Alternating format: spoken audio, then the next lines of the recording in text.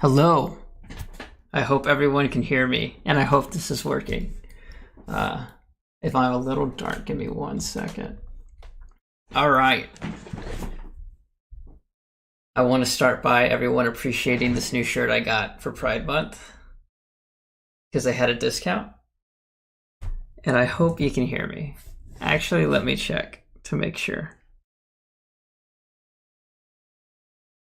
Can someone type if they can hear me into the chat? I don't know if I'm lagging or the stream is just lagging.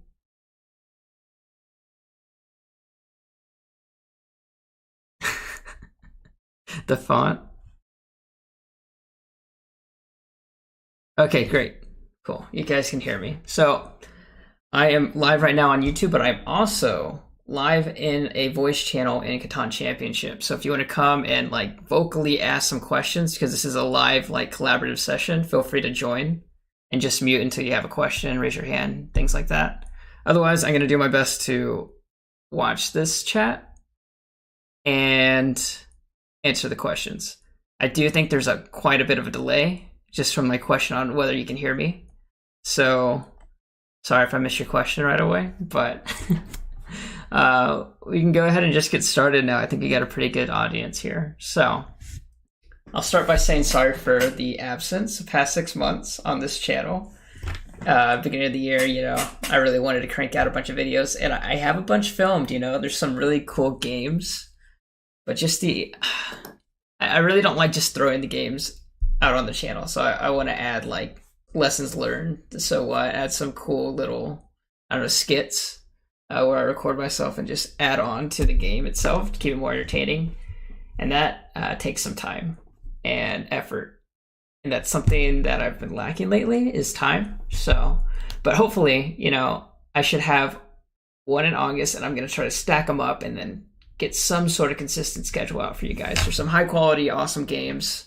But yeah, I haven't even been playing that much. I've been kind of out of it, but always thinking through some of these strategic frameworks and the social aspect of the game of Catan. So that's what this class is really diving into. We're diving into detecting cognitive biases in Catan. And so we can go ahead and get started on what that even is. Let me jump in to the second slide. So what are cognitive biases? Well, for those of you who remember my last class, which focused on game theory, and the rational game optimal decision making, how to counter extortion that way, throw that out the window. This class is the exact opposite. This is instead whenever you're playing the game and you have players that deviate from this rational judgment, they deviate from these game optimal decisions because of certain influences in their mind, certain cognitive processes that go on that maybe sway you to acting in a way that's not best for your game. So that's what we're kind of looking at, what those are, some examples, and then how to, avoid them, or in other cases, exploit them. So yeah, so this is just basically another way of saying that, like, mental shortcuts that you'll take during games to make you like more efficient in your decision making, because Catan's a very timed game. You got however much time, you got to be quick. But at that, you're taking away from making optimal decisions. So there's going to be more errors, and you're going to stray away from making what decisions put you in the best spot to win the game. So in other words, a lot of times you'll see cognitive biases like these cause you to lose more games than you really should. All right, so we're going to be touching on 4 different biases today. Right here. First one is the winner's curse. Second, the framing effect. Third, the sunk cost fallacy. And fourth, the gambler's fallacy. So, honestly, these are all great. It could be like 3 to 4 videos in of itself, but we're going to use this session to touch on it like at a high level, and we can use it as like spurring a discussion with you all. So if you have any questions or any comments on these types of fallacies and curses and effects, that's the purpose of this. Once you have them and you're able to recognize them, you'll start seeing more and more patterns of these occurring in every single one of your games. Then I would love to hear just different instances and examples of this happening and how you recognized it, how you avoided it, exploited it, things like that. Which leads, so what are they? What are their impact in real life, and also specifically within Catan? When do they occur? How do we avoid it? How can we also exploit it? Those are like the 3 basic categories for each one of these that we're going to go on. All right, first off, the winner's curse, which is my personal favorite. I see this all the time. So the winner's curse is basically the tendency for negotiators to settle too quickly on an item, and then that causes you to be a little bit uncomfortable that this negotiation was too easy. So in other words, I'm saying, hey, I want a sheep for a wheat. Someone goes, oh yeah, absolutely. Make the trade happen. Should be happy. You got what you wanted, the sheep for the wheat. You're good to go. But wow, that happened way too easy. There is no back and forth. What's going on? Did I miss something? Did I just trade him something amazing? Now I don't feel so good even though I got what I wanted. And I'm wondering, in another world, other timeline, could I have gotten a better deal? Could I have gotten more out of it? And now I'm just second guessing myself completely. And that will influence how I'm going about trading in the future for the rest of the game. And that could be often in a very negative way. Now I'm not going to take any of these great trades, even though they really are exactly what I want. And now I'm starting to push back and nothing gets done, So, what is an example of this? If we go look at the 2021 U.S. National Championship game, which I'm sure everyone's familiar with, a very common game, we can take a look at an interaction between Caleb and Bo. All right. But it's helping him get there. I know. But around. Does anyone need sheep? Don't need sheep. not right now. I still have a lot of cards. Do you have wheat retrieved? No. Give you 2 sheep for a wheat. I just have a whole handful of sheep then. You want? The sheep aren't super helpful. They will be if I have like other cards, more other cards. I don't know what I'd do with them. I don't know. It's 4 to 1 it for something good. I'd need 3. 3 sheep?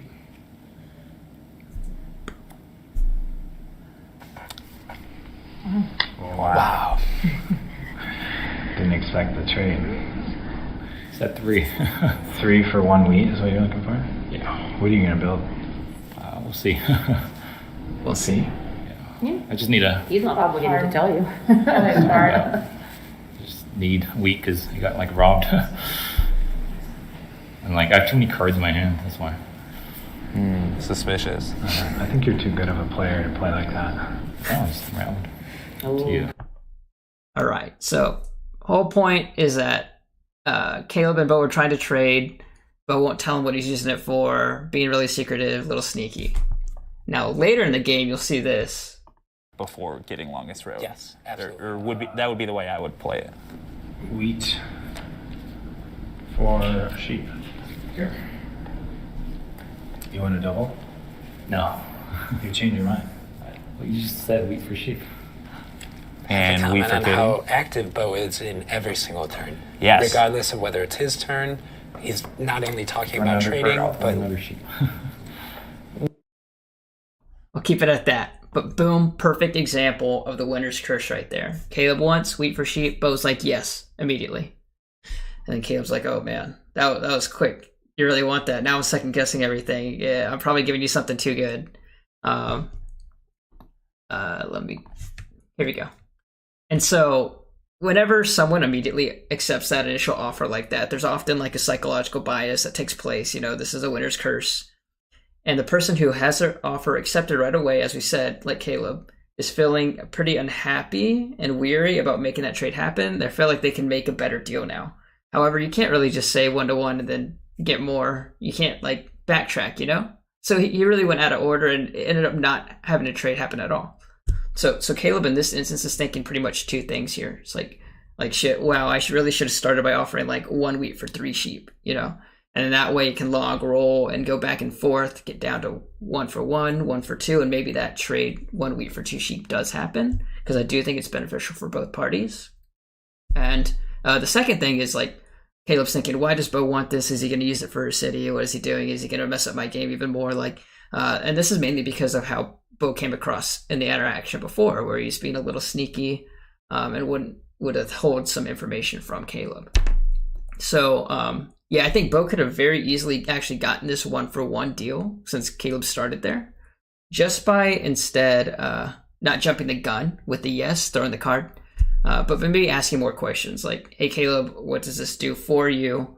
If it helps you get to your 6 wood so you can start fighting for road, maybe, yeah, I'm down to help you. It doesn't really help me as much, even though I just asked for it. Things have changed. It's your turn.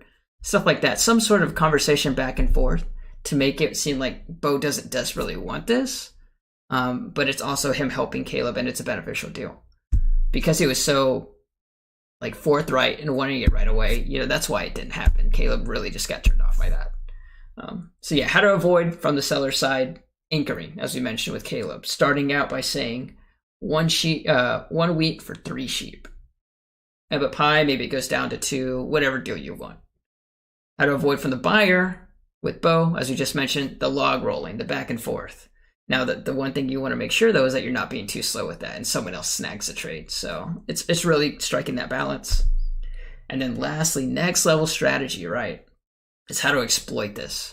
So let's say I'm on the table too, and Caleb says that, and I don't even have any sheep to give him. I'm still going to say something. I'm going to say, whoa, man, if I had some sheep, I would absolutely give you that. That's an insane deal. That's so cheap. Or something like that. Still being a part of the conversation, because now Caleb's second guessing, oh man, that first offer, that was really cheap, you're right. And it'll cause like some sort of a chilling effect between all the other parties. So, you know, as much as you can make other people not trade with each other and you be a part of more of these trades, the better your odds are going to be winning the game. All right, next, the framing effect.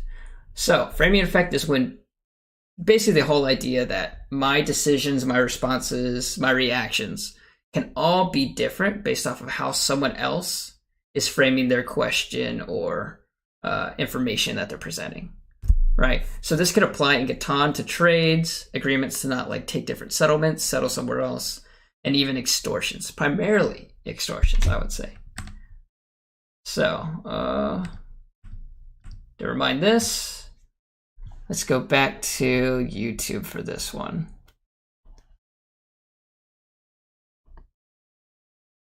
So, we're going to a Delighted video. I'm sure you guys all know Delighted. I don't have to tell you to subscribe, but you should. Card, but I think, yeah. I don't want to scam you. Yep. All good. Watch this Okay, interaction. this is good because I need more D card competition with here. Squash and Road Dog coming up here. Okay. 8, that's good. Okay, now I don't actually need the wheats that much. Let's see if he was willing to talk or not. I'm willing to make a deal here. We let Dylan win my other game yesterday. I'm cool. Yeah. Do you want to trade your brick and I won't block you, Ro? For what? Yeah, do it. I'm willing to do the same. So that is basically a framing of extortion. You see it pretty commonly, where people say it a pretty friendly way, like, if you can trade me this, I won't block you. Rather than saying, I'm going to block you unless you trade me this. So that's two different ways of framing how to get the card that you want in a beneficial agreement like this where Road Dog isn't getting blocked. That's something that you want to make sure you're always doing and keep in mind. And so it's like second nature for a lot of the high level players now. But I mean, this can also spread to just like trading or anything else. So focusing more on how does this trade help you? And let's get there so you can help achieve your goal rather than how is this trade helping me? How do we get there? That's just something you really want to start practicing a bit more. It really puts the person you're trying to trade with in the driver's seat, even when it's your own turn. And it's just more, I'm sure it leads to a larger rate of success in making these trades happen. Am I on the sunk cost? Yeah, I am. All right, moving on to the sunk cost fallacy, right? So continuing this game plan or this course of action that you deviate at the very beginning of whenever you start a game is great, but things do change, right? So oftentimes you'll see a lot of people start working on this game plan, start building these roads or buying all these development cards, and they're really invested in it. But now things change. It's no longer like the right move. This is your way of getting to 10 victory points is no longer building these roads or buying these development cards. You really need to adapt and change. But because you have wasted so much materials already focused in on this win condition, that you just keep going and you don't stop and you don't try to change. That's called the sunk cost fallacy, right? And a lot of times it goes hand in hand with just having an ego and being like, oh, I wasn't wrong. I'll prove you all wrong. I'll just keep going for it. And I'll show you. When in reality, every single roll you should be readapting your strategy. If you started buying development cards, but someone else already has like 5 knights down, and you're trying to get army, like you really need to pivot and try something else, either road or just building up. Same thing goes for the road clowns in these games. You keep building the roads, but this guy, he needs 2 more and he locks it. Why are you even going for it anymore? Adapt. Stop wasting your stuff on it. But some people are so set on it, it'll cause them to just lose outright and not balance the table. One example of this, if we go back in time to a long, long time ago, Catan Championship, number 13 premium tournament. So my first championship I ever made for Catan Champs. And, it didn't go that well. I lost, but there's a lot of lessons learned. This I think was like over 2.5 years ago now, so don't judge me. But some background here, if you can see, hopefully it's not too small.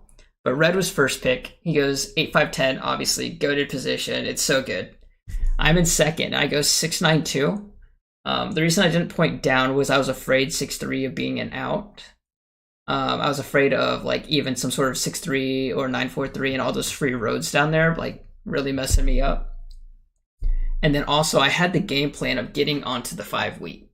And so 6-9-2, there's a lot of free roads, so I can get a head start, get the 5 wheat, and then I'm good. Now I have made shift into a 6-5-9 or wheat sheep, like really good.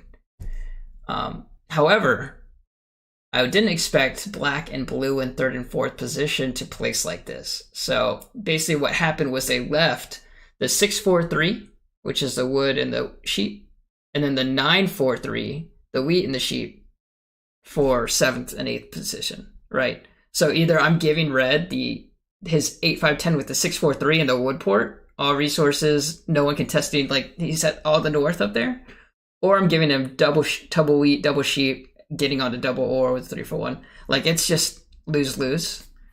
So I think nowadays I'd never let that happen. I'd always like be in the ear of making sure that those aren't the options for red, because it's just crazy.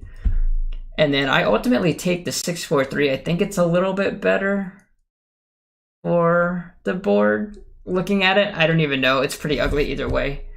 But I still am like, get on the 5 wheat and I'm good to go.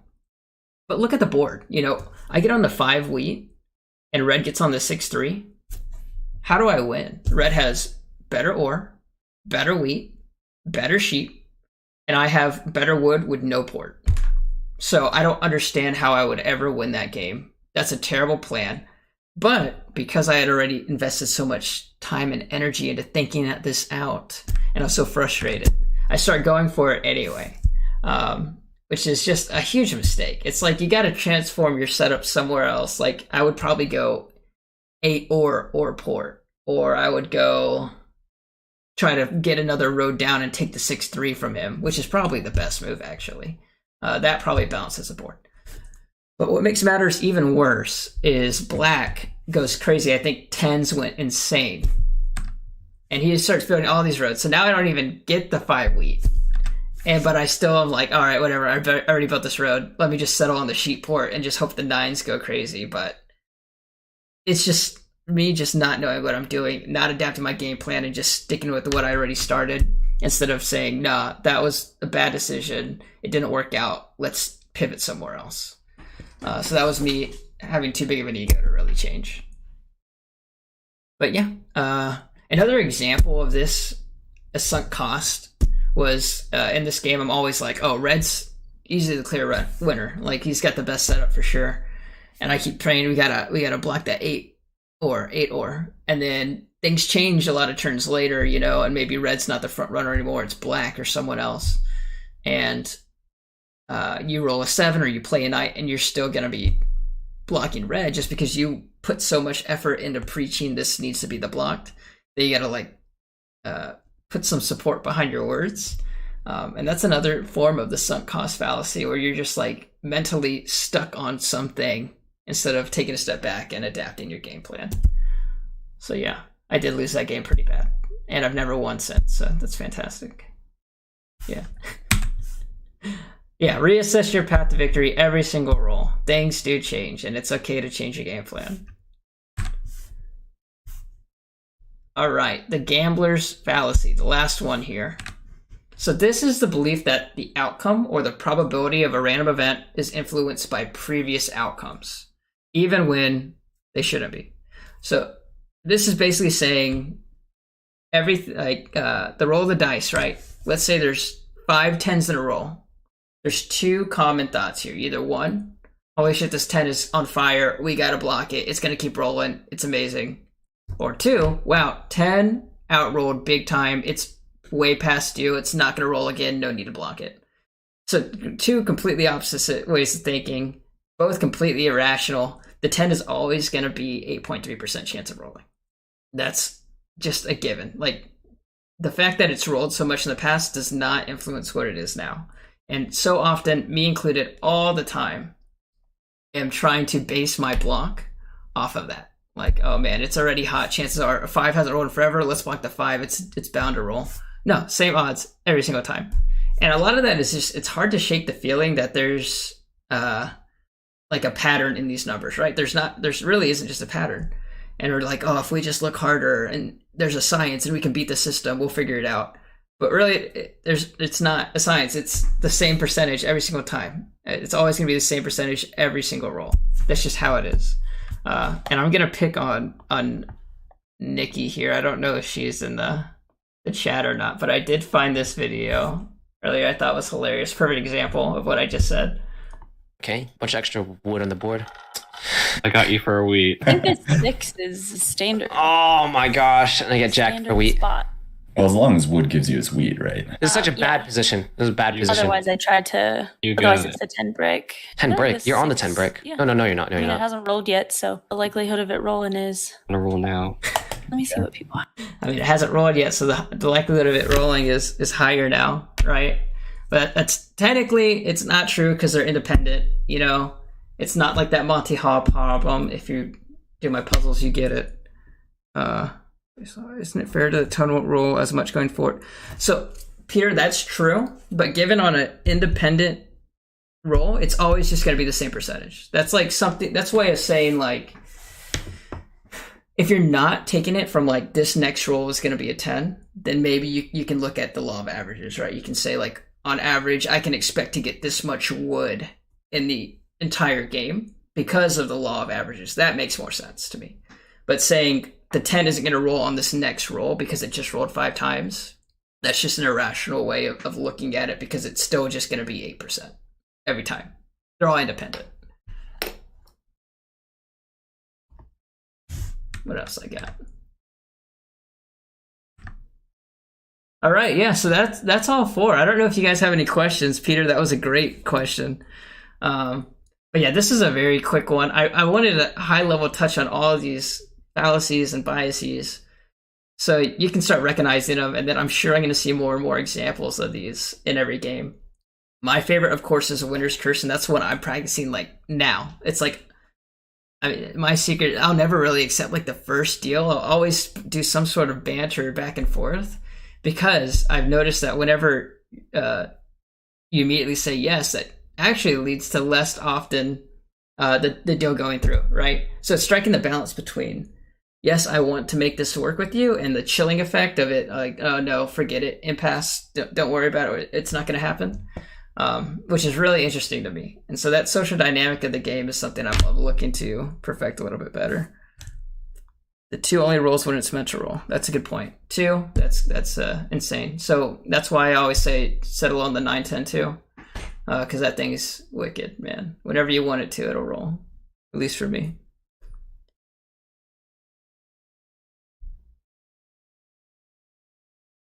You'd love it if the 10 gets blocked instead of the 6. Yeah, so if you want to exploit that fallacy, basically say, yeah, you are completely right, Nikki. That 10 hasn't rolled, it's going to roll, and it's going to be really impactful. I think that's the one where everyone's starving, everyone wants to roll and is praying rolls. You should probably block that instead. I think ultimately she got like a deal with so much wood, though. So she didn't want to block so much wood who was on the 10 brick.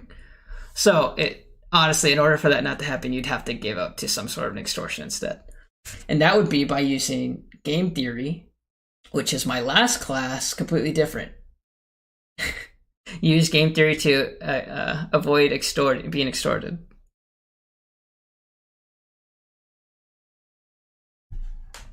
Yeah, so I will also give a spiel really quickly here about Catan Championship. It's a Discord that I help run here.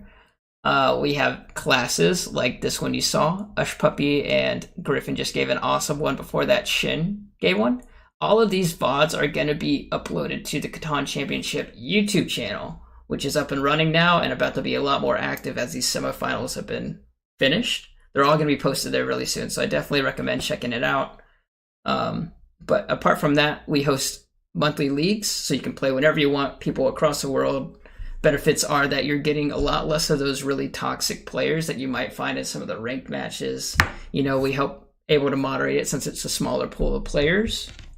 And you'll also like be able to do more voice chat games. So you'll actually have a sense of community and you'll start playing familiar faces and be able to bounce ideas off of these high level players and just become a lot better of a player if that's what you want. There's also just a lot of fun playing with some of these people because they don't, turn into a bot midway through and leave. So we had that for base. We had that for Cities and Knights. Come join. It's just your best streak of games. So after you play 15 games in the base league, your score can always only go up. So you don't have that sense of like an elo, like, oh man, I just lost and I just wasted like 2 hours, all my progress in 2 hours. Never that. It's always just keep playing. You can keep improving. And I found that's more, it makes me want to play more and more. Right. And apart from that, last thing is probably like every 3 months now, we're having some sort of big event now, and that's basically going to be our mantra going forward. So we had a tournament of champions in April where we got all of our winners, and they put them together in this big tournament that we live streamed, and now we're doing a 1v1 World Cup, so everyone can play 1v1. It's in different pools, so you make it out of your pool and you join the bigger playoff tournament, and then it's like sudden death up to the top. The winner gets some great prizes, some merch for champs that we have out now. And so next we might have the Cities and Knights tournament champion. After that, some other big events that are purely for entertainment outside of the league. So if the league's not your thing, you do rank games or something else, that's totally fine. Join for the Sense community, some of these bigger events, and hopefully you'll learn and just make some cool friends, Didn't you talk about cognitive bias when it comes to different metas in Catan? What's scarier, the guy with cities up, the guy with dev cards down, or the road player? I think it always depends, Griffin. So that's a great question. I'll take it just piece by piece. The guy that cities up purely depends, because I really enjoy trading ore and wheat away to this player who has the worst city spot, and he gets a city up, and now people are like, holy shit, he's got a city, and they'll start overblocking him even though he needs that city to really compete. So yeah, that's something that depends. If someone has like the best city quality and they have a city up, then they're probably always going to be the block. So they're probably like the scariest. Dev cards, I'm mostly scared of dev cards when they come in bunches. So that's when I have like the most lack of information. If they're just buying one, like next turn I can probably see it's probably one of these few things and narrow it down. When it's multiple, it could be a whole bunch of different things. Like they're not playing this night because they're thinking of, like before they roll, because they might be using this Monopoly or wanting to use Monopoly or something like that. There's just so much more unknown that I get scared. So if they come in bunches, I'm terrified. I'll probably block them. And then road player. So I'm not the best road player. Usually I think that's more predictable. You're able to estimate how much space they're going to have. And it's a lot easier at the end of the game when people aren't using the wood and the brick, as you know. They can pull it together and feed someone else the road to kind of counter that a lot easier than taking army from someone. So I'm more actually scared. I think instead of road player, I'd say person who's getting like a great expansion spot. So I always think like the best way to start, or the best way to measure who's going to do well in the game is who has the most impactful first settlement spot. So like 9-10-2, you're getting onto a port and the 6-2 or something, some really good like 2 hex expansion spot and a port all right then. That's why it's so impactful. It's like they have elevated their position, and that sometimes goes under the radar. And so I like to check that a lot and make sure like, oh man, it's like having another city basically, and more numbers, and now they're really set up and they have what they need. Now they're good to really build up and buy development cards, whatever. That's probably what I'm most scared of. And so I probably block them from getting it as fast as I can.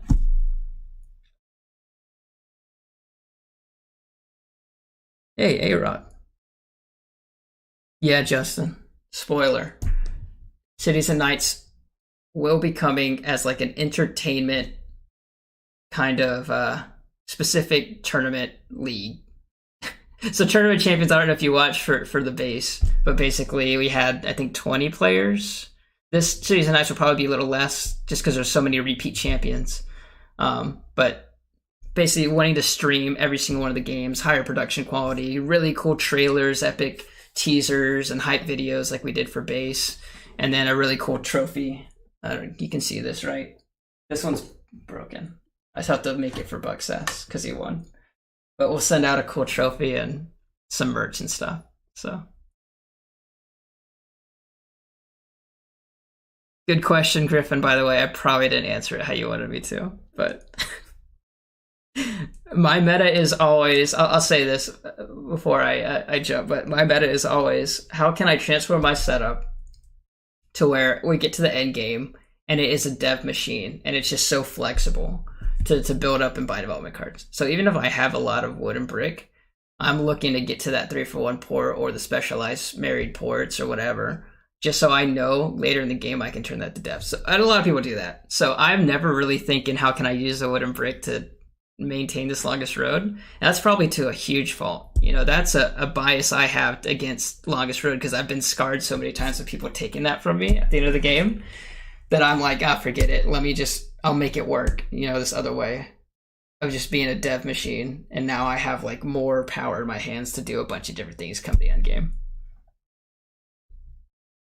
Yes, A-Rod. Yeah, for those of you who don't currently play in the league, please come play. If you win one of the seasons, you're going to be invited to these bigger events. If not, you can also just join some of the smaller events like the 1v1 World Cup that we have going right now. Oh, oops. Here's the names. That's it. That's all I had for y'all. I think it's a really cool, interesting idea. You know, it's not just like placing or something that you see a lot. It's taking a next step on how you can work the other players on the table into getting favorable trades for yourself and making sure that other people don't get unbalanced trades at the same time. So yeah, I mean, you're always pretty, or me personally, I'm always pretty aggravated when the block doesn't go right. You know, like, oh man, it's so rational to block somewhere else, or that trade I've gone through, like, think about it. It's like, the reason those happens are because of things like this. And so recognize it, call it out, you know, be able to see whenever it's happening to yourself and other people, and you can basically make sure that it's the most rational set of players at the table, and then you're like, all right, let me just play my cards and I can win this thing. Which I think is really interesting. I don't know if y'all did or not, but I enjoyed it. I don't see any questions in the actual Champs Discord, but I think that's it. I think that was a smaller turnout. Sorry about that. I had some tech difficulties. I know there's some big tournaments going on too, so I'm sure we'll be chatting about that in the Discord. And this VOD will be up on probably both my channel and the Champs channel. So if you ever want to review it, I'll post it out later for those who missed it, which they won't hear me say right now, but whatever. And that's it. All right. I'm going to start playing some games in Champs. Thanks, A-Rod. What about when you've invested in getting revenge on a certain player and the game has evolved?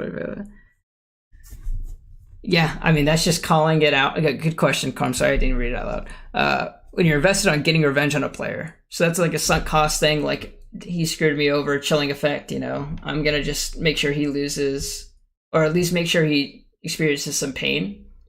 But not only do I would never do that. But I hate when other people do that too. And so I'm like calling them out, like, unless it's actually an okay block, which often it isn't. Like, hey, we really need to focus. Like, you have a chance at winning, here's how. And if we don't block them, then you're losing that. And I wouldn't give up on the game. If someone just gives up on the game and does something like that, that's no fun, you know?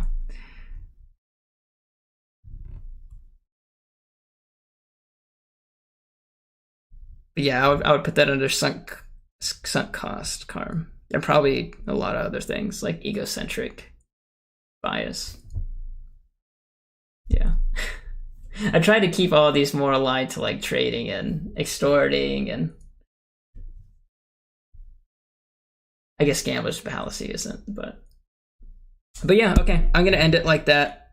Thank you all for joining. I'll see y'all in Champs. Please join using that bit code at the bottom, the bit.ly code. And yeah, have a great weekend.